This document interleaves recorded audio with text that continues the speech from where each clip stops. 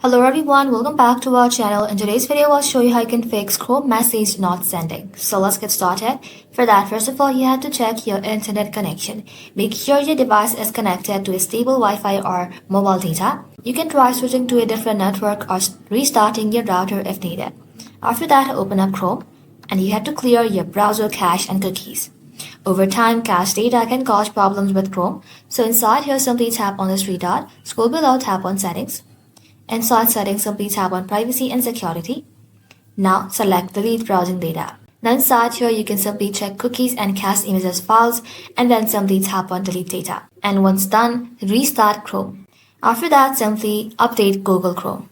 An outdated version of Chrome can lead to compatibility issues. So simply tap on the three dot again, scroll below, tap on Help, and then tap on About Google Chrome.